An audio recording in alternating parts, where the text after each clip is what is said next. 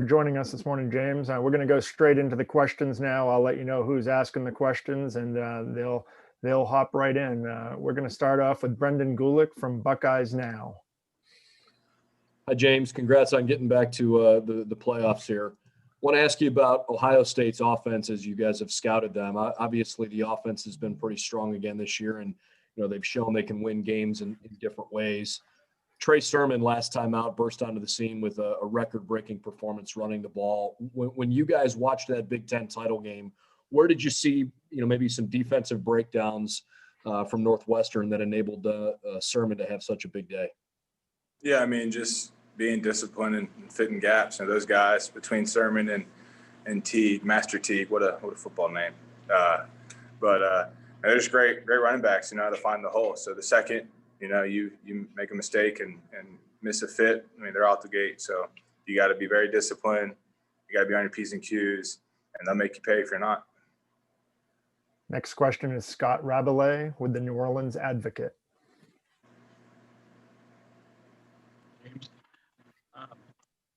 Last year, when you played New Orleans, you were playing such a great game, and then, of course, the ejection happened.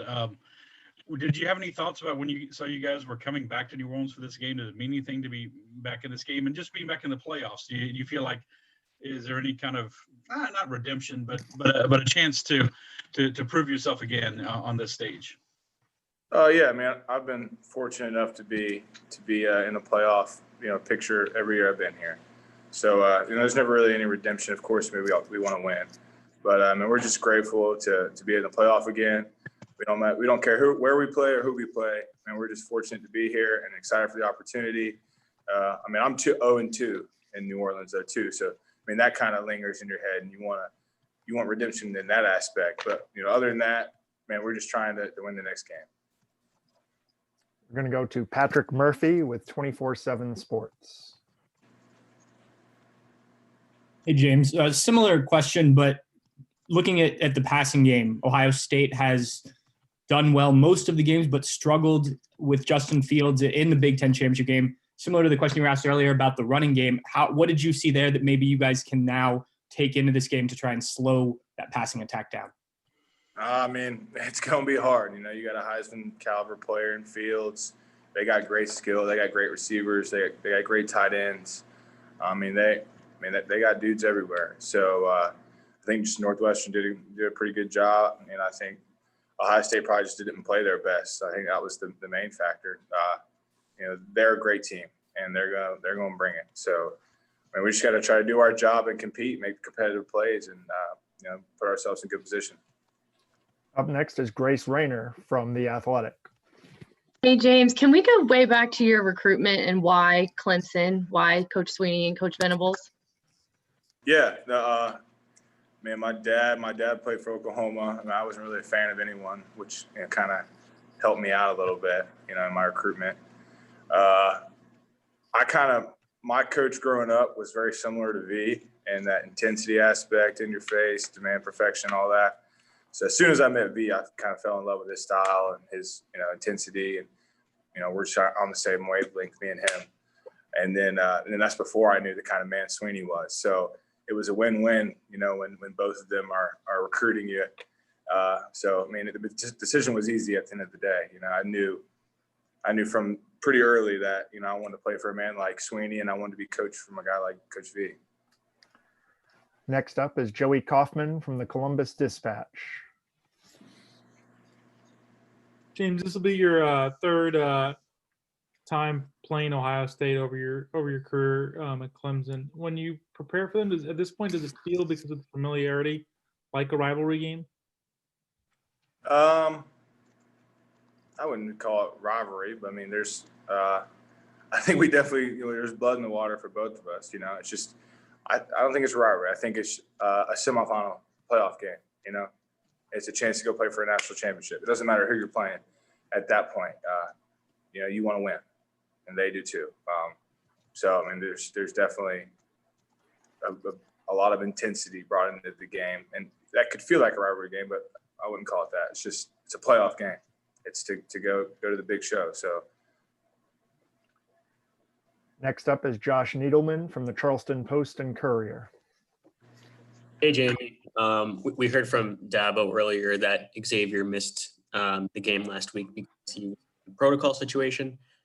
Just do you have any insight into how he's doing mentally after having missed all that time this offseason, recovering from COVID and strep, and then missing the title game again last week? I don't want to speak on Xavier's behalf. I mean, I know he's got teammates that are all on his side. They're all there for him, and a support group. You can't get any better here at Clemson.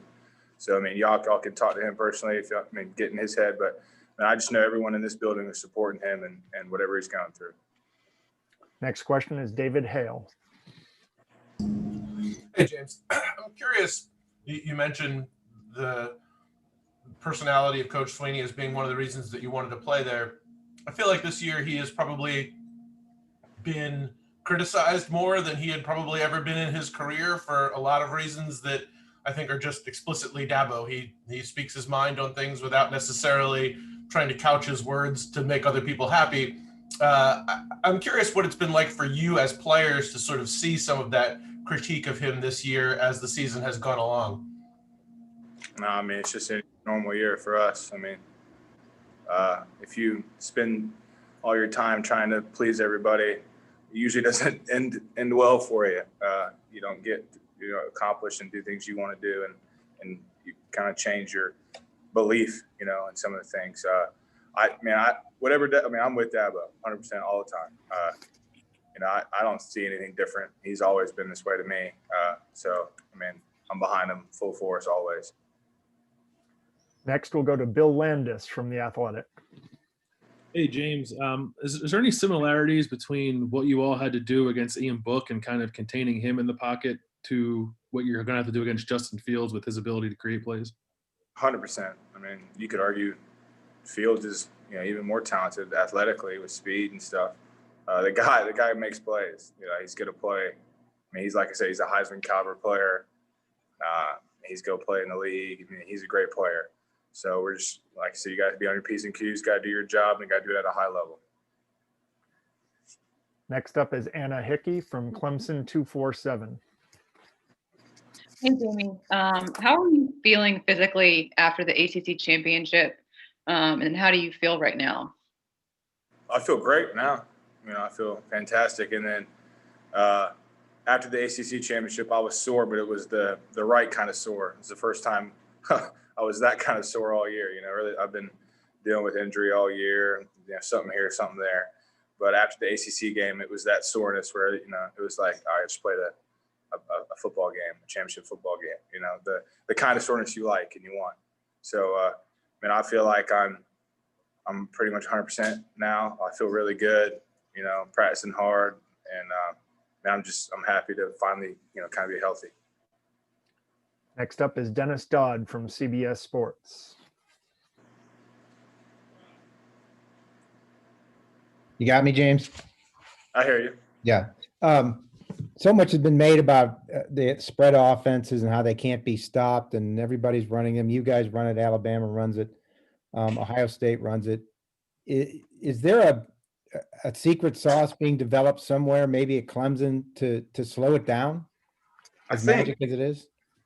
Yeah, no. Nowadays with these offenses, they do such a good job creating, space and mismatches, and it's hard. It's hard to stop anybody.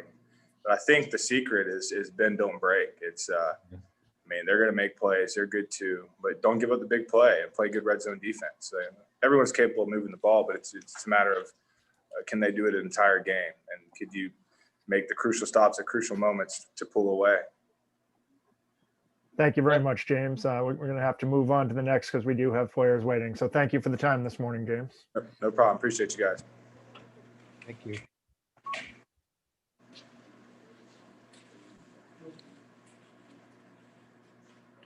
And I did lower the hands, but again, if you have additional questions, go ahead and raise them again for our next player as he comes in.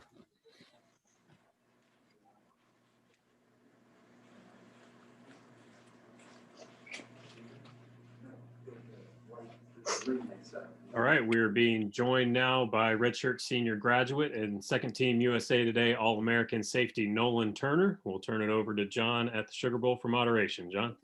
Thank you very much, Nolan. We're going to go straight into questions. I'll introduce the reporter and his media outlet, and then you can go ahead and answer the questions. We're going to start with David Hood from TigerNet.com. Hey, Nolan. Good afternoon. Last year, you guys stood in the locker room after the win over Ohio State and talked about how beaten up you were, bruised you were, how physical that game was. Does that still stand as one of the more physical games you've ever played in? And did their physical nature kind of take you guys by surprise at first, and did it take you a little while to kind of adjust? Yeah, I mean, they're, a great football team, obviously, and that was, one of the most physical games I think we played in. It was a tough 4-quarter battle all the way to the end, and they've got a lot of great players over there. So yeah, it's definitely one of the most physical games, and I assume it will be this year too. They got a great team coming back, and we look forward to another fun matchup. Next up is Ralph Russo from the Associated Press. Hey, Nolan. Been a weird year, obviously. I'm wondering if you can share with us maybe something that you particularly missed, something that was particularly unusual that you had to sort of maybe give up this year to get through the protocols and all the things along those lines. Like, what made this so abnormal away from football? Yeah, definitely a crazy year. And, one of the biggest things I'd say is just, the social interaction with, people that you normally have that you kind of had to give up a little bit this year to stay COVID free and to give yourself the opportunity to play. Because, there's just so much unknown, and you never know who's going to be in or out, in the season. And, if you get sick. So I'd say that was the biggest thing. And then obviously miss the fans, miss having full stadiums and playing in front of thousands of people. So that's been different as well. But yeah, I'd say the challenge and the commitment it takes to, to stay COVID free and, keep yourself kind of isolated and your so-called circle and, just staying safe. Next up is Bill Rabinowitz from Columbus Dispatch. Hi, Nolan. How tough do you think it's going to be to have to sit out the first half? And how are you going to kind of approach it because of that? Yeah, it's frustrating. Obviously I really want to play in this game and, I'll get to in the second half. But, it's an uncontrollable for me. I can't control that, and just got to go into it, coaching guys up and, being supportive on the sideline and bringing in energy to, that we need from guys on the sideline. So, looking forward to playing in that second half, but in the first half, I got to, be a coach and, help out and encourage guys. So. Next up is Matt Connolly from The State. Nolan, speaking of that, have you guys switched up reps at all at practice? Are y'all kind of splitting first team reps? And then how are you trying to help and I guess get the defense ready without you for the first half? Yeah, obviously we got to get the guys ready that are going to start the game. So, we've kind of handled reps similar at practice, but, different at times. Just, got to get the guys who are going to start the game in at practice. So, getting that, and I'm also, getting my reps, because I'm going to get to come in the second half and play. So, we've had a great week of practice and, the off week last week so far, and great preparation and by the guys. So, I think we've done a great job, splitting up reps and, getting everybody ready. Next up is Zachary Braziler from New York Post. Zach, you need to unmute. Nolan, obviously Ohio State's got a lot of motivation from last year. They obviously a very close game. They felt a few calls could have gone their way. How do you guys match that? I mean, how do you match, they've obviously been waiting a year to get another crack at you guys. How do you guys match what they have, what they're going to use for fuel? I mean, when you have an opportunity to play in a game like this, you shouldn't have to need any extra fuel or motivation. I mean, this is, the biggest stage of college football, and it's just such a, fun atmosphere and fun game to play in against phenomenal competition. So, I look at it, like we say, just like any game, but I mean, these are the fun ones right here. This postseason play against, another top team in the country, it doesn't get any better than this. So, that's all the motivation I need. Next up is Nathan Baird from Cleveland.com. Nolan, what ways is James Skalski integral to what you guys have been able to do stopping the run this year? James is such a great leader and such a violent football player, and plays the game the right way and just gets everybody on the same page lined up front. Controls the front seven and just really does a great job communicating and leading up there. And everything's gonna operate smoothly when you got him in the game. So it's just such a vital part of the defense and just such a good football player. And I think he's one of the most underrated players that I've ever been around. I think he brings so much to a defense, and just from a physicality standpoint, from a knowledge standpoint, and I think people don't acknowledge his athleticism, at times. But he's such a good player. Next up is Andrea Adelson from the ACC Network. Curious, Dabo said he wants you guys to play an overall better game than the last time you guys played Ohio State. What kinds of takeaways can you all take from the performance last time that'll help this time? Yeah, if you just go back and watch the tape, we really didn't play a great game. Obviously, they jumped up on us, punches in the mouth, and got up 16-0. And, we were fortunate to, settle down on defense and get some stops and have some big plays offensively and come back and ultimately win the game. But, we got to play a lot better fundamentally, tackling, finishing plays. I didn't play very well last year, and people kind of overlooked that with the interception at the end. But, it's been a game I've been looking forward to get back. I really didn't play a good game last year, and I'm just excited for this opportunity again to play these guys and, definitely play, a better game as a whole team. We'll now go to David Hale from ESPN. Nolan, I think one of the sort of impressive things that goes unnoticed a bit between you guys in Alabama and Ohio State is the consistency with which you guys play at a high level and how difficult that is to kind of get up week after week after week to do this. I'm curious how much this year has been different in terms of trying to do that, given that, as you said, you haven't had those sort of recharge moments at home with family and stuff like that, that it has been so much more coordinated and contained because of the virus. Has it been a tougher task to kind of motivate yourself every day to be at that same level? I don't think motivationally it's been tougher, but just, this year as a whole has been tougher just with different challenges. You've got the challenge of the game, you've got the challenge of COVID that you have to, maintain. And so, yeah, that's been difficult. But, the biggest thing that I think has stood out this year is, teams' cultures, to be consistent.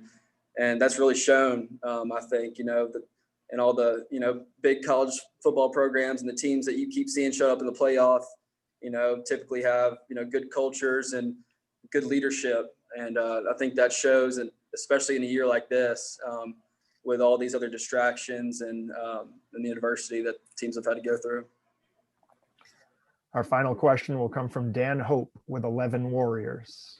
Hey, Nolan, who are some of the other guys that you feel like can step up in the secondary with you being out for that first half? Man, we got a lot of guys. I think Landon and Joe, all year have played a lot of football and have done a great job.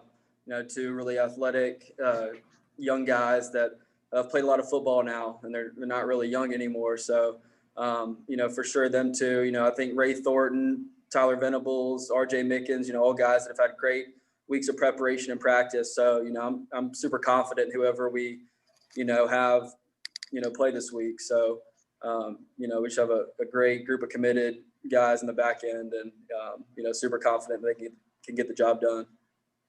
Thank you very much for your time, Nolan. We look forward to seeing you down here in New Orleans soon. Yeah. Thank you, guys.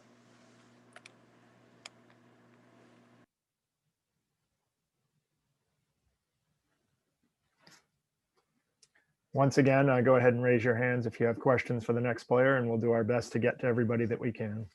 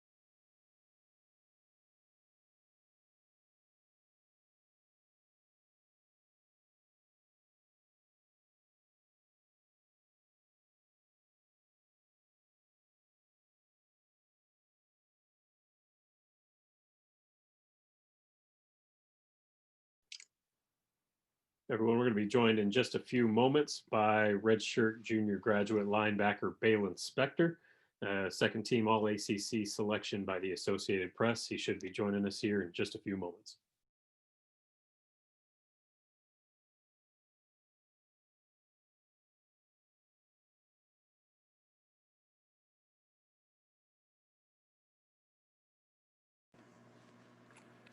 Thank you very much for joining us this morning, or I guess it's afternoon for you, Baylon. We're over here in New Orleans, so it's still morning for us, but we appreciate your time. We're going to go ahead right into questions from the media. I will identify them by name and media outlet, and you can go ahead and answer the questions after that. We're going to start off with Trevor Groves from cutigers.com. Hey, Baylon, hope you had a Merry Christmas. Just curious what you've seen on film from Ohio State's offense so far, particularly Trey Sermon, as you know, had a really big game against Northwestern last week. Yeah, they're a great team. They bring a lot of challenges. They've been in this situation before, and we'll be ready for what they bring to the table. We've been preparing all week, as we have every single day. We've been preparing all week for the same as we do all year, so we'll be ready. Next up is Patrick Murphy from 24/7 Sports. Hey, Baylon, similar question, but specifically on Trey Sermon with the big day that he had in the Big Ten championship game. Does the focus change at all when you see a guy rush for 300 plus yards, or do you continue to look at tape throughout the year and focus more on what you saw throughout the season? I mean, you definitely have to pay attention to it. You can't say it's not there. He's a great player. Both of their backs are really good, Master Teague, and they're going to bring challenges to the game. Their offensive line is very experienced. They've been in this situation before. Obviously, prepare the same as we do all year. Take the game plan that the coaches give us and go out this week and practice and try to execute the best we can. And then when it comes to game day, just always do the best. Next up is David Hood from TigerNet.com.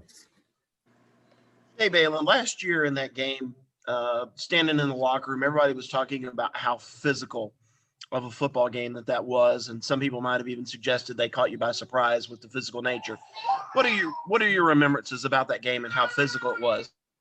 Hey, it's the stage that we're in, and the stage that we're going to be in the future. These last, especially in the playoff, teams are very physical. It's the best of the best, and I think you just have to be ready for it. I mean, it's good on good. It's the best against the best, and you just got to stick your nose in there and be as physical as possible. And I think we bring that to the table, and we'll be ready for it. I mean, Notre Dame had a great offensive line too, and we were ready. Next up is Ralph Russo from the Associated Press. Morning, Baylon. Wanted to get a sense of an idea of what this season has been like for players away from the field, all the things that you've had to sacrifice. Can you give me a little idea of after an afternoon game, instead of doing what you would normally do after winning an afternoon game, maybe see your family, maybe get together with friends, what was that like this year? It was different. You just got to understand the situation that we're in and the situation that we're going and the goals that we go after every year and each and every week. Obviously, you just got to be smart and understand who you're around. Obviously, wear a mask, be around your family. Obviously, it's different. You're not able to go see your friends and family as much, but you are with your family after the game, which is nice. It's quality time. It's different, but I mean, I'm thankful for the time that we have and thankful for the position that we're in right now. And we have done a great job. Coaches, around here, they've done an unbelievable job to just put us in situations to have the restrictions available and just prepare us for the COVID-19 restrictions, all that stuff. It's different, but we're thankful. We'll now go to Nathan Baird from Cleveland.com.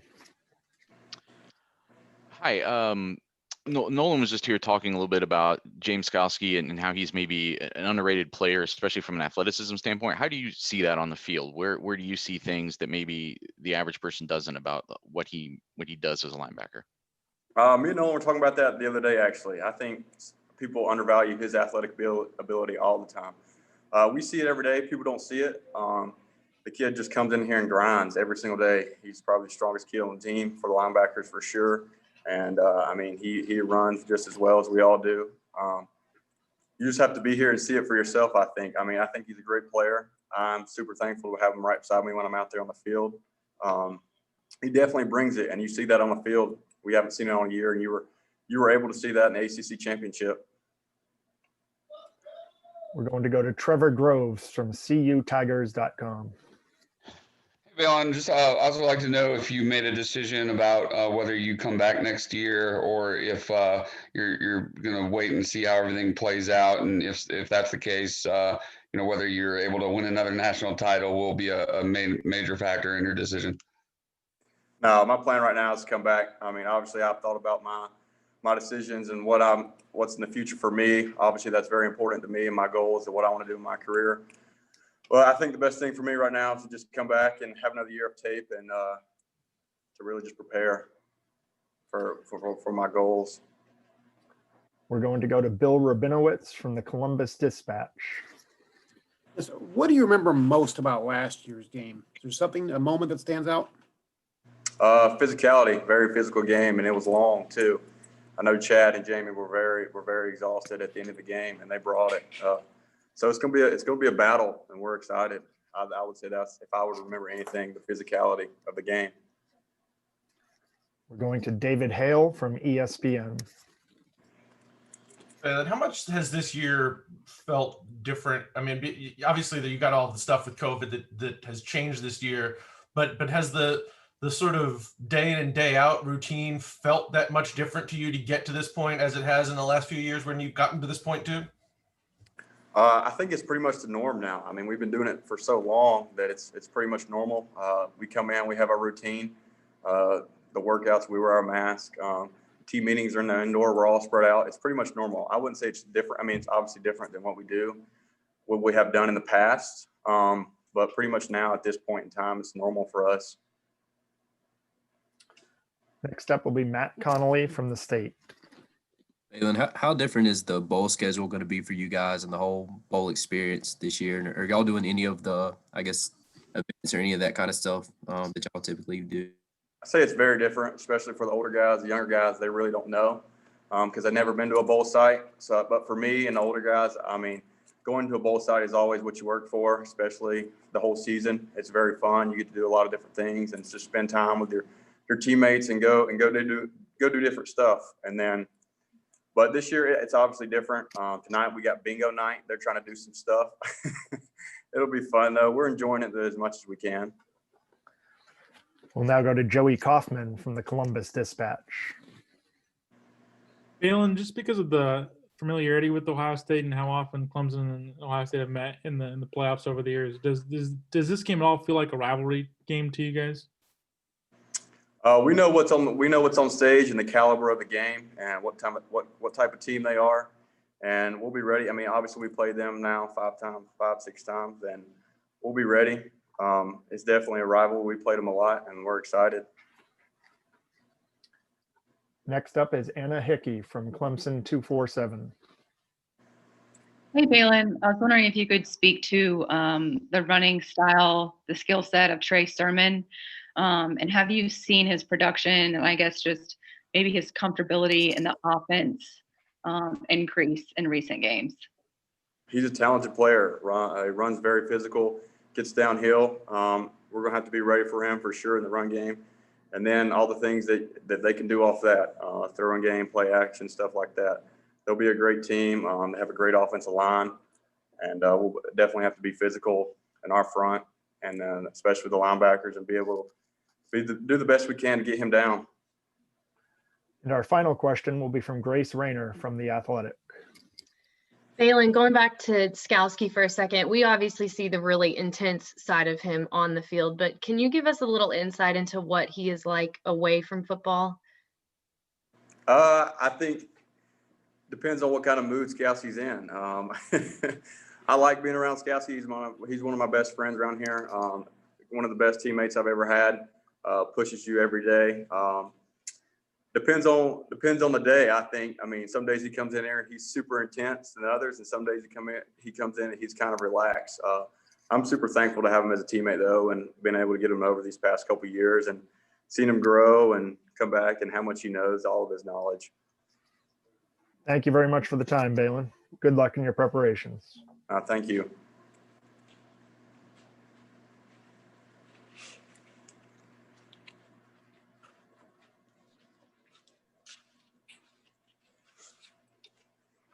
All right, joining us now is freshman All-American by The Athletic and ACC co-newcomer of the year, according to the Associated Press, defensive end Myles Murphy. We'll turn it over to John for moderation. Thank you for joining us this afternoon, Myles. I hope your preparation's going well. We're going to go ahead right into some questions from the media. I'll identify the media by name and outlet, and we'll start off with Ralph Russo from the Associated Press. Hey, Myles, how are you? Doing good.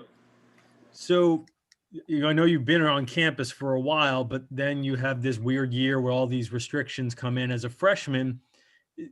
How did that impact you getting to know your teammates beyond maybe just the group of linemen? Like, have you been able to do you feel like you've been able to get to know people?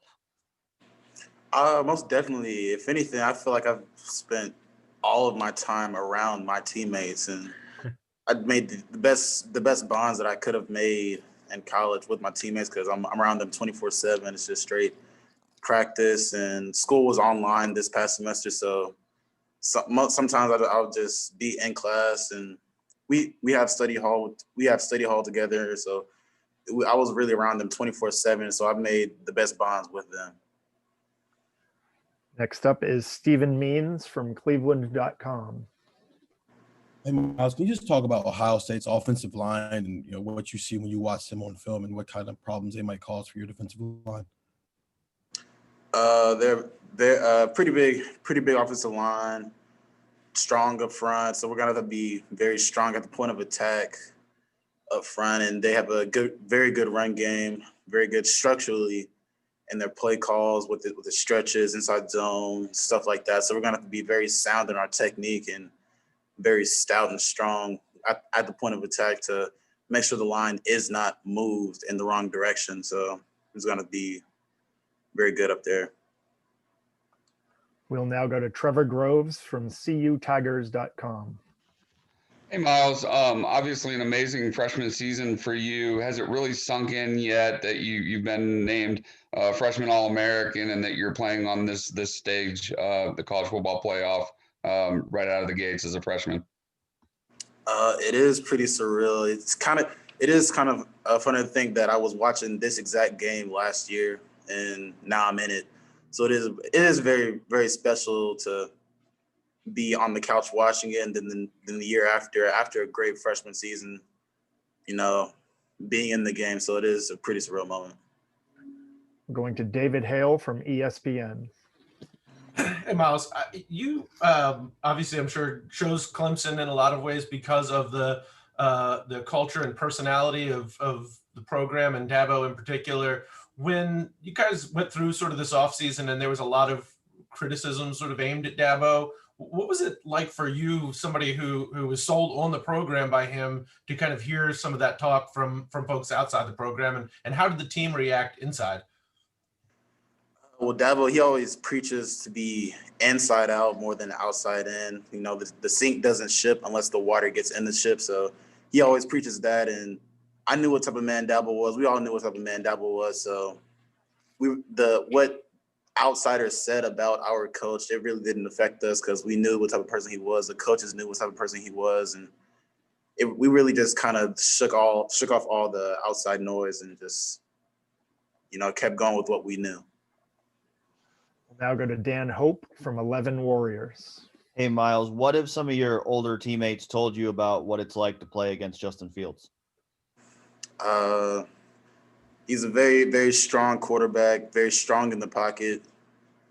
So when we do get to him, we're going to have to wrap up and get him all the way to the ground. We can't just tackle him initially and then just hope that he goes to the ground, because he will not go to the ground unless you make him go to the ground. So this is a very strong quarterback, very strong legs, and just try to keep him pocketed. And if he does get out running, he's very dangerous in open field. So we got to keep him in the pocket and just wrap up on him.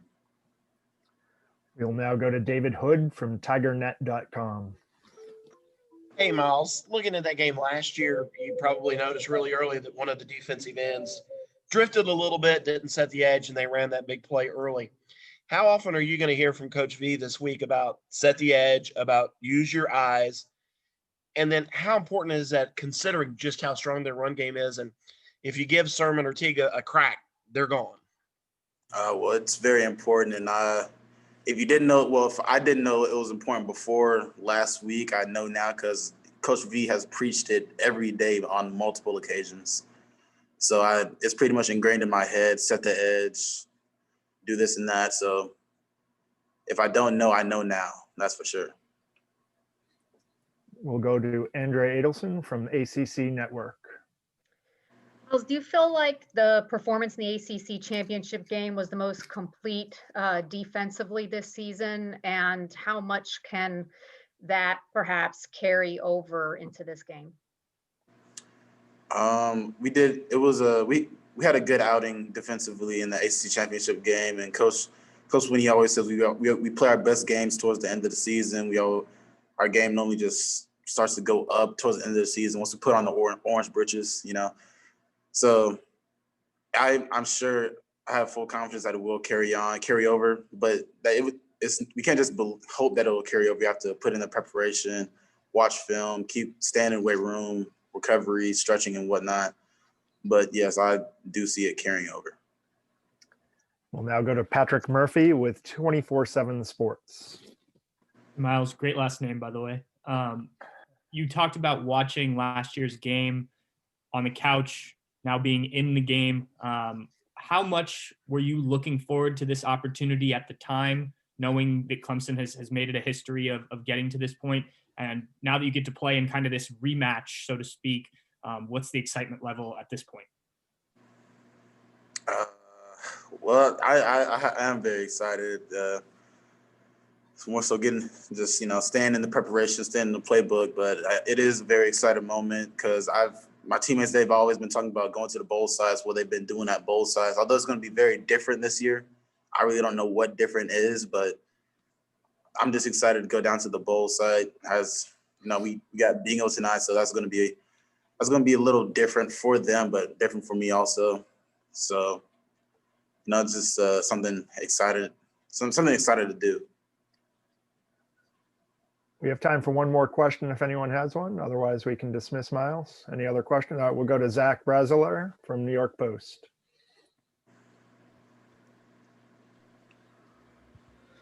Myles, it's usually obviously a tough transition for most guys going from high school to college and, being a true freshman. When you throw in the virus and everything and obviously the shortened training camp and spring ball and all that stuff, how much tougher did this make this year for you as a true freshman?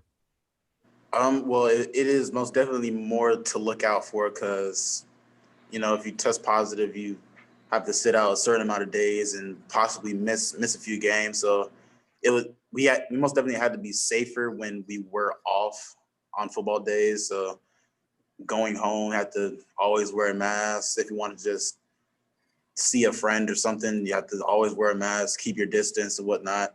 So that itself made it a lot difficult. Then a lot of stuff in the facility changed where we're all sitting 6 feet apart from each other. Meeting room had to change from a meeting room to the indoor facility so we could keep social distance. So a lot of it has changed, but I guess progression in actual football, it's pretty much been the same. So, because I have been getting better, but besides that, everything has changed. Just on the field, progression's been just as usual as it can be. Thank you very much for your time this afternoon, Myles. We look forward to seeing you down here in New Orleans in a few days. All right.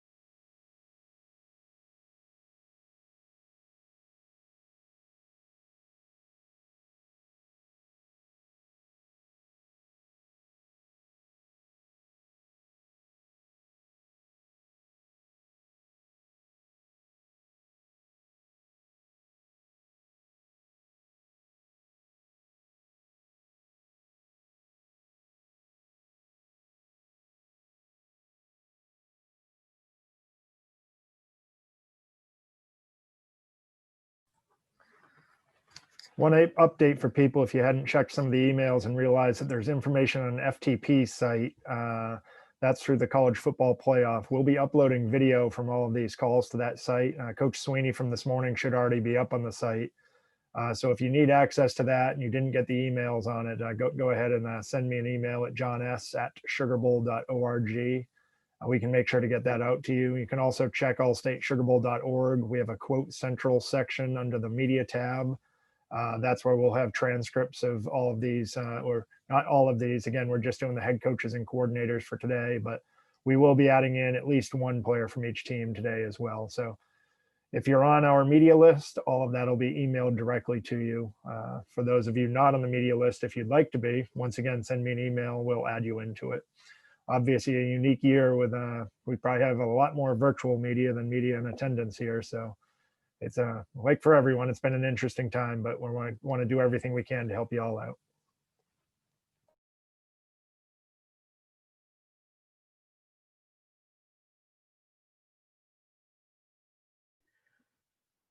All right, everybody, joining us now is Clemson defensive coordinator and former 2016 Broyles Award winner, Brent Venables. We'll turn it over to John from the Sugar Bowl for moderation. John? Thanks for joining us this afternoon, Coach. We really appreciate your time in a busy time, I know. What we're going to do, we'd like you to start with a brief opening statement, but then we'll go ahead and open it up to questions from the media. So if you'd like to start out, that would be wonderful. Yeah, just incredibly excited, thankful, for the opportunity to be able to play back in the Sugar Bowl. So proud of our guys. Started the year with 9 first-time starters. First game back at Wake Forest, and it's been a lot of fun. Really proud of our guys, how much they've grown up, certainly improved, but just developing an identity and going through some struggles along the way, and just getting better. It's been a fun year. And fulfilling year. There's nothing better for a coach to watch your guys just get better from the beginning to the end. Watch leaders develop, watch freshmen really get their feet wet and learn how to play the game at a high level, and just coming together, just the chemistry and those types of things are developed throughout the course of the season. And overcoming a lot of adversity, everybody in college football. What a crazy year it's been. And but just thankful, for our players, their families, the sacrifices that have been made. Certainly for our fans and our administration, our coaching staff, and our families. And just got a great perspective, on the opportunity, that we have. And again, just thankful more than anything else, for our players and all of their hard work and their investment, in Clemson and trying to make this a special, historic year. Our first question is from Gene Sapikoff at the Charleston Post and Courier. Hey, Brent, hope you had a great Christmas. You just talked about your leaders, and I want to ask you something about particularly your senior guys. How important have the parents of those guys been that you've had in developing that sort of character and leadership, and in particularly Niles Pinckney's mom and dad and their impact on the program? Yeah, I mean, without their support, players, they're going to get support from the people in this building, certainly. And we also got to be the same ones that, demand more and to demand their best every day. Without the support of the families, or not everybody has the same support system. So wherever that resource is coming from, sometimes it's the coach, sometimes it's somebody in the hometown, sometimes it's an aunt and uncle. Certainly for Niles, it's his family, and they live just down the road. Having moved from Well Branch to right down the road here in Pendleton. It's been a great, source of support for, again, not only him, but also nourishing the things that we're all about as a program, as a football family. So their leadership, there's no question we wouldn't be here without those leaders, Niles included. Seeing him grow up, even as a fifth-year guy, to see him grow up has been really satisfying. And thankful for again, him just sticking in there, you know, because there's been a lot of things that have happened with Niles, injury-wise in particular, and then playing behind a bunch of other great players. And but he's always been a guy that's always been ready when given his opportunity. A couple of years ago in the national championship, he's in there making a critical tackle, a critical stop on a fake field goal in the national championship. And so just very, very proud of him. And again, just thankful for, again, like you said, the support system from our players, parents, second to none. You know, we're incredibly fortunate. Go to Rob Oler from the Columbus Dispatch.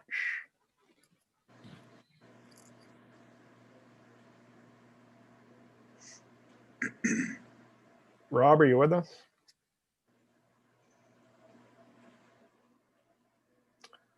We'll go to Bill Landis from The Athletic. Hey, Brent, how is Justin Fields a different kind of player from the guy that you all played against last year? I don't see a whole lot different. He's a terrific player, can do it all, can, you know, run, can throw with precision, you know, run with strength, and, you know, play with great poise. Just he's a great leader, very natural, got an incredible skill set, great presence in the pocket. And, you know, he's, you know, without question, their leader, you know, on offense. So everything goes through him. You know, he's a great game manager as well. And, but, you know, poised and experienced and, you know, just incredibly, incredibly talented. I see more similarities than differences. We'll go to Paul Meyerberg from USA Today. Hey, Brent, could you describe for me, if you can, the impact and legacy you think Trevor Lawrence is leaving and will leave behind when he does end his career at Clemson? Yeah, I mean, you know, the great quarterbacks are defined by, you know, how they win, and nobody's done it better. What I love about Trevor, you know, he's a fierce competitor, really hard on himself, always demands more from himself, but he's got this steadiness that the great ones have. And he's got a unique quality, makes everyone around him better.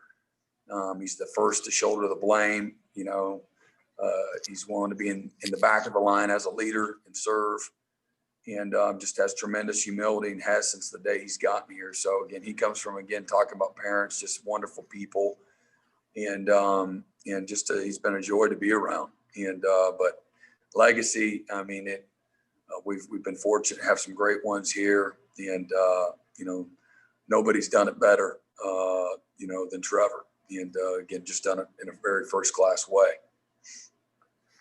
We'll now go to Trevor Groves from CUTigers.com. Hey, Coach. Chris Olave is obviously a great receiver. Missed the Big Ten championship game. How much of a difference maker will he be, and how difficult is he to prepare for? Yeah, he's a great player. He can take the top off the defense, very savvy, really understands ball, and can make all the competitive plays. He's got speed, length, size, toughness, savviness. You know, this would be the best, you know, group of receivers that we've played against, you know, this year. So we'll be challenged for sure, but Chris is a terrific player. I'll go to Scott Rabelais from the New Orleans Advocate. Brett, obviously, Dabo's comments about Ohio State and where he ranked them has got a lot of attention. How much? Maybe some people have taken it one way or another. How much is that just Coach Swinney and his frankness? You've probably gotten used to over the years. Yeah, I mean, he's going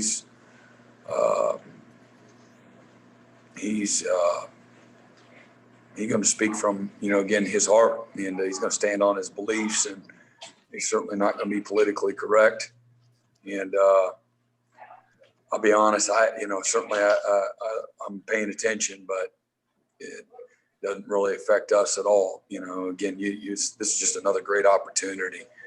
And so whether or not he upset the apple cart or whatnot, I mean, Ohio State's going to be excited to play just because it's a great opportunity. You get in the playoffs. I mean, that's what it's all about, is making the most of your opportunity. And certainly this year, you know, everybody's worked hard. Everybody's had a lot of struggle. everybody has made a lot of sacrifice, whether or not you're able to play games or not, when you started or not. There's been anxiety for everybody. There's been unsuredness, lack of security, a lot of unknown, a lot of pain, a lot of hurt, and certainly again, the commitment to a team is hard and demanding on everybody. So to say who's had more or less is certainly not for me to judge, but I know it's been tough on everybody. Matter of fact, I remember maybe it was the day that the Big Ten announced they weren't playing, and Kevin Wilson and I, who we coached together at Oklahoma, and our families are close, but we're on the phone just trying to see what each other's heard and what's going on, and just how disheartening it was for us as coaches to think, man, they're really going to cancel this college football season. So to fast forward what seems like 3 years later, been one of those kind of years for everybody. How could you not just be so, again, appreciative and thankful for, everybody that's had, a hand in, getting to this point. So, you don't need any extra motivation. You play in these games, man. Are you kidding me? It doesn't matter who you're playing. It's what you're playing for, and that's what, our focus has been on here. Next up is Bill Rabinowitz from the Columbus Dispatch. Yeah, Brent, this is a little bit of a follow-up on that. Dabo's reputation has been kind of this all shucks guy, and could you just kind of speak to the evolution that you've seen in him, how comfortable he is in his skin now? I think he's always been comfortable in his skin since I've known him. He's the same exact guy. He's the guy I thought that he was when I saw him from afar. He's just very genuine, real, authentic, raw, emotional, speaks from the heart, true to himself, true to his values. And people, when you're in the spotlight, people are gonna, they can manipulate it any way they want. And, he's not ever trying to claim to be a perfect person or an opinion that's that everybody's going to agree with. But when you're in the spotlight and people put a mic in front of you, you can again choose to be somebody that you're not, or just again be true to yourself. So I know he's a fierce leader, somebody that is an incredible man, husband, father, Christian leader, coach. Know he cares deeply for his players and his program and the former players and every one of the members of our families. And he loves this sport. And, he loves the sport, what it stands for, how it's changed lives, the generational change that you gain through your experience as both a player and a coach. And, he's somebody that has benefited greatly from, coaches and the opportunity to play this game. And he's impacted and changed for the better so many lives. And so there's nobody on this earth that I have more respect for. I know who he is and what he stands for. And I know how he's made me a better husband and a father and a Christian and a coach. And just very, very thankful, for him. And that doesn't mean that we got to agree with everything. He doesn't expect that, with everything that he thinks, but we certainly are there to support him in every way. He's as real as it gets. And one final question from Dennis Dodd from CBS Sports. Hey, Brent, congratulations again. There's a reason that teams don't run the wishbone anymore, don't run the veer. Is there ever going to be a magic bullet defensively for what's going on offensively with the spread, do you think? Oh, man, I don't know. It seems like come down to our staff room and you hear all of our complaints. Woe's me. It's hard. It's harder than it's ever been, to coach defense. And but I love it. It's a challenge, and I don't know. It's tough, but again, hey man, you try to do the best you can, and try to help your players. And a lot of the rules, again, they get to decide when they snap the ball. They get to decide when, if things don't work, they get a punt. On defense, you got to stay on the field, and you got to stop people. That's the name of the game. So I love it. I love the challenge of it. There's been different things, in the 27, 28 years that I've coached, there's been a variety of things that have changed. And like you mentioned, you went from the option to the spread and all the different intricacies. There's still more that's the same than not. And the fundamentals of the game don't change. The physicality of the game don't change. The precision, the timing of things, a boxer's punch, the great ones, that's always been the same, their ability to time it up. And, the strategy that goes behind it, certainly there's some of that, but there are a lot of option principles and a lot of what you see just from a different presentation. So, we kind of attack it with, everybody's against us kind of a mindset. And so it's a lot of fun. I'll be very honest, but it is more challenging now than ever. And because a lot of the rules, there's some gray area, and I just use, the RPOs, for example, the NFL, you don't watch an NFL game and watch there be any gray area whatsoever. If that lineman's down the field, he's down the field. If the mark is 3 yards, if they're beyond 3, then just, call it then when it happens at 3. And I think people that have actually been out there that have expressed concern about some of the rules and just pushing the envelope, so to speak, is because of their experience and some things I'm talking about. Whatever those rules are, is harder than ever for officiating crews to manage the game now more than ever too. And but anyway, I'm not complaining. You just asked the question. I love what I do. I love the challenge of being a defensive coach. But things that stay the same, your fundamentals, technique, physicality, mindset, that hadn't changed. Thank you very much for your time, Coach, and good luck in the rest of your preparation. Appreciate it.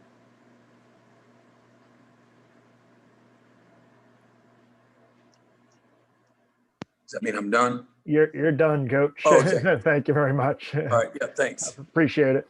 All right, Mike. On you, buddy. All right, joining us next will be the third starting linebacker of our 3 joining us today, redshirt sophomore Mike Jones Jr. We will turn it over to John for moderation. John? Thanks for joining us this afternoon, Mike. We really appreciate your time. What we're going to do, I'll call on the reporters by their name and media outlet. They'll ask you the questions and you can go ahead and answer. We're going to start with Josh Needleman from the Charleston Post and Courier. Hey, Mike. Dabo was saying earlier how years from now there will be books written and documentaries made about this season just because of all the sacrifices everyone's had to make. What are some of the sacrifices you've had to make personally? I would say both me and like everybody else, just like the regular college experience, it's kind of weird, like not being able to hang out with your friends all the time or, not be able to see your family after the game, not be able to go home during your bye week just because like you don't even want to risk it. Celebrating after wins and stuff like that, being with your buddies on the bus on the way to away games and things like that. It's been a lot. But, like I said, everybody's had to go through them. We've all had these trials and we've managed to get through them. We'll keep on. Next up is Nathan Baird from Cleveland.com. Mike, just curious, what sort of confidence does your defense go into games like this with because of Coach Venables and I guess just what he gives to you guys intellectually as far as a game plan before a game even starts? We always try to, develop that energy like through the week of practice. Our confidence comes from our preparation. And so, that kind of is dependent on us. And Coach V's going to keep us to a standard all week throughout the practice. So, it kind of like feeds off each other.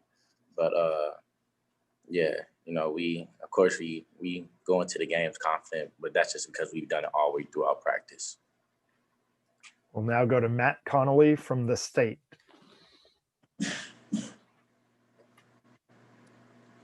Hey, Mike, Nolan was saying earlier that you guys had bingo night tonight. Just what, I guess, how different has this whole bowl experience been, and what's the schedule look like for the rest of the week for you guys? Yeah, it's been been very different. Usually we spend almost a whole week out at the bowl site. That's pretty fun. I've always enjoyed that, just kind of getting a different feel, going to practice at different places, walking through at the stadium multiple times, stuff like that. But yeah, that's been different. And, here it's we go home every day. So it's it feels like I'm still in the regular season. But nah, I'm glad we just able to play. I'm glad we able to have a playoff and bowl game, stuff like that. I don't remember what the second thing you asked was, but yeah. I know y'all bingo night tonight. Do y'all have other things planned the rest of the week? Practice and meetings. That's about it. Thank you. We'll now go to Zachary Braziler from the New York Post. Wait, how would you kind of describe this, I guess, rivalry that's kind of been created the last few years with Ohio State? Obviously played in the playoffs twice. Last year was a classic game. Their fans don't really like Dabo very much with some of the stuff he said. I mean, how would you characterize this rivalry? I would say I kind of think of it as nail biting, like what's next? Oh Lord, are they talking stuff? We talking, everybody got their own little narratives out. Last year was a crazy game, what's about to happen this year? I don't know. It's kind of nail biting to me. I'm excited to see what's gonna happen, and I'm playing in it. But I don't know if I'm excited. I know the people who are just gonna be watching, gotta be excited for it all too. We'll now go to Patrick Murphy from 24/7 Sports. If you had to pick one area of Ohio State's offense that stood out to you the most when you're watching film, what is it and why? I mean, of course, if you watch the last game, running back ran for 300 yards. So that was pretty outstanding right there. The game starts in the trenches, obviously. And, they have a great quarterback, of course, great receivers, of course. But, at least for myself, my mindset is we got to go out there and, try to stop the run. They got a great offensive line. And Sermon, the back man, he's a great player. Master T, he's a great player. Try to do our best on defense, stop the run. That's what has been big for me, doing my studies. We'll go to David Hale from ESPN. Hey, Mike, over the summer when you guys decided to speak out on social justice stuff, I think you guys certainly quite rightfully got a lot of praise for doing that. Meanwhile, Dabo was criticized for maybe not always saying exactly what people wanted him to say. What was the response inside the locker room from people like you who were trying to be very front-facing during all of that about how he handled it and what he had to think? And do you think that it was sort of a lot of misperception about who he was and what he was all about and what he was trying to say? Yeah, definitely. Before anything was said publicly or anything like that, Dabo came to the team and addressed us personally. And he said everything he needed to say to us, to where we felt comfortable to go out there and, say what we had to say. But also, we were comfortable, and, just inside our walls. I know what type of guy he is. Everybody in here knows what type of guy he is. And, it kind of rubbed me the wrong way, just seeing people poking him from all these different angles, but we knew internally, who he is as a guy. We know he cares about us, cares about all his players. And, so we weren't too fazed about what was going on the outside, but at the same time, you don't want to see anybody talking bad about your coach, especially when you know his character, who he is as a man, and people are attacking him that way. But yeah, he addressed everything with us first, and he's a good dude. I ain't how they're coming on my coach now.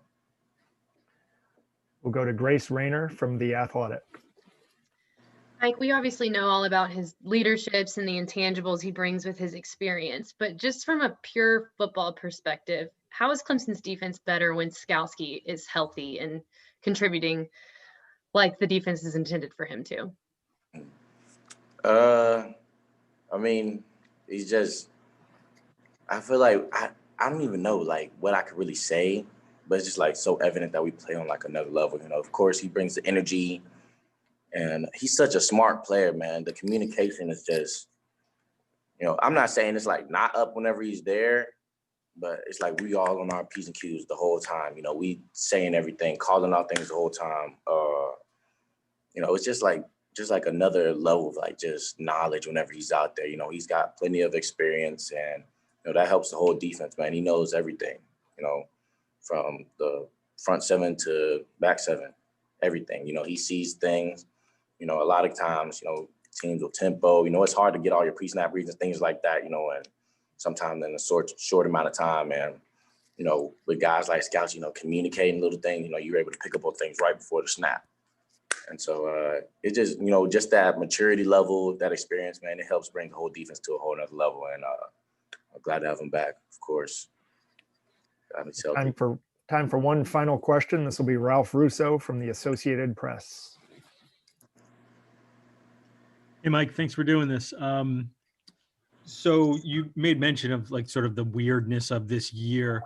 I'm wondering, you know, you guys are winning, so I guess that really motivates you to sort of stay on point.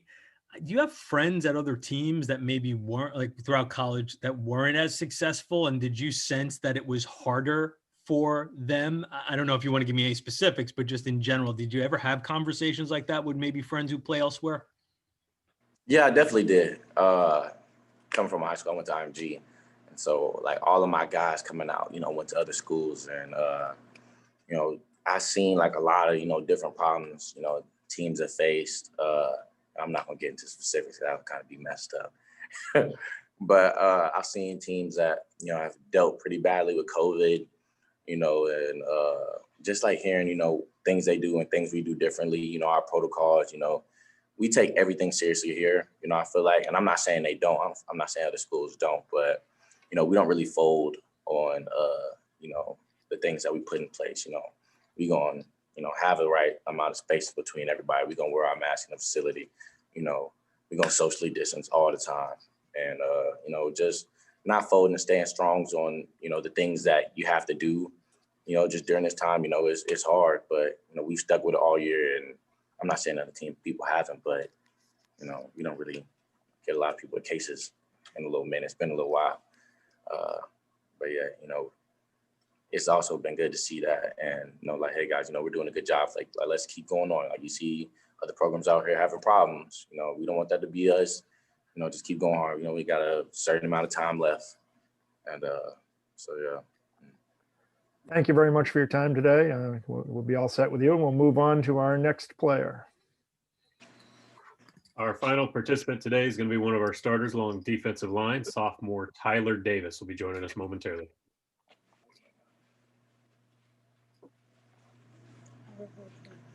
Good afternoon, Tyler. Thank you very much for taking the time. What we're going to do, I will introduce each of the media members and their media outlet, and we'll go ahead to questions for you. We'll start up right away with Stephen Means from Cleveland.com. Hey, Tyler, you guys have two really young guys on your defensive line, and Myles and Brian, who have been pretty good at their jobs this year. Since they've gotten here in January, how have you seen those two kind of grow in their role, in these big roles that they've had as true freshmen? They grow a lot. You know, they came in, they were pretty much beasts when they came in, though. But they grown a lot, like just with the plays, knowing how to prepare, most so mentally. They already had the physical aspects, so they growing a lot in mental aspects. Next up will be Ralph Russo from the Associated Press. Hey, Tyler, thanks for doing this. So I'm wondering, with all the weirdness of this year and all the things that you guys have had to sacrifice to just get to play, has it been stressful at all at times? The non-football things, the COVID-related restrictions, maybe not for you, or maybe for you, or maybe for others. Have you guys had to deal with this, like, I don't know, picking somebody up, or just, you know, missing home a lot? I mean, yeah. I mean, it's kind of been tough. You know, you can't go home, you can't like go out and stuff. But that's a sacrifice you need to make to play this year. Next up is Andrea Adelson from ACC Network. Tyler, I'm curious just in terms of the physicality going into this game. Defensive line really stepped it up against Notre Dame, and knowing how physical the game was last week, how important do you feel like it's going to be for the defensive line to really set the tone and be the aggressors against Ohio State? It's going to be very important. You know, they got one of the top offensive line in the country. You know, everybody on their offensive line is great. It's going to be very important, though. It's going to be very important to go in and just set the tone. We'll now go to Brendan Gulick from Buckeyes Now. Tyler, you obviously play one of the more physical positions on the field, and I'm just curious if, you know, your perspective of playing 13 games or 14 games, I guess, as opposed to an Ohio State team that hasn't played as many games.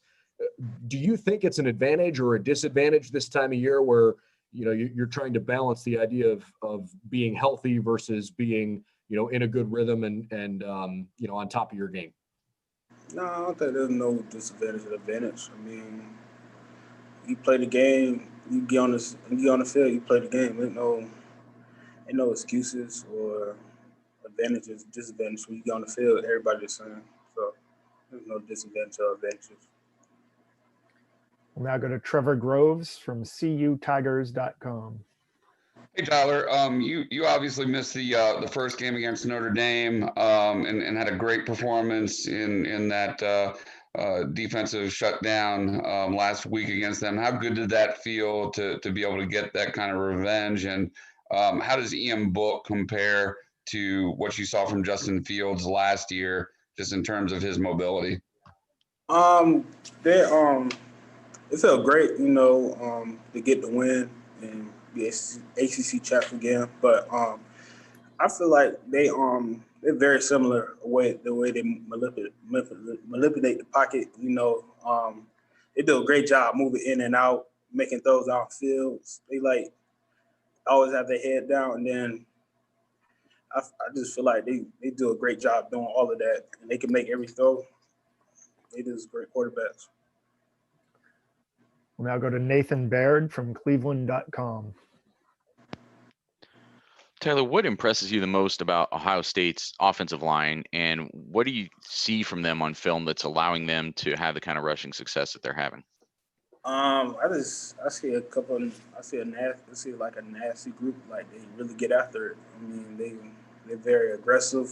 They're physical. They play through the whistle, and they wanted to dominate their man. We'll go to Lawton Swan from Clemson Sports Talk. Hey, Tyler, just kind of a question looking back on the year. What's communication been like in the trenches, and how different has it been with a lack of fans in the stands? Just you guys, the ability to talk to one another, perhaps, right before the snap. It's definitely easier. It's definitely easier on away games when you don't have fans. But like here, like when we played at Clemson, I couldn't tell no difference because the fans were going crazy. But at away games, when you don't have no fans, it's definitely easier. You definitely can talk to somebody. Go to Patrick Murphy from 24/7 Sports. Tyler, you talked about Justin Fields and his ability. How much having played against him last year will be beneficial for knowing what he brings, knowing how he is actually live instead of on film? Will that be for your defense? It definitely brings a different aspect to, you know, it's always better to play somebody just instead of watching film on them. But yeah, I feel like I'm better prepared for him. You know, it's gonna be a physical game. He's a physical quarterback that like to run. He can make every throw. So I'm definitely better prepared this year. We have time for one more question if we have another question for our guest. David Hale from ESPN. Hey, Tyler, I'm just curious what this year has been like compared to kind of what you went through the previous year. How much harder was this path to get here because of all of the other things that you had to endure? Has it felt like a much different season, or has it kind of just felt like a twist on a normal season?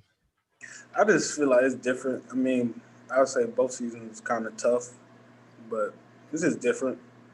It's just different for real.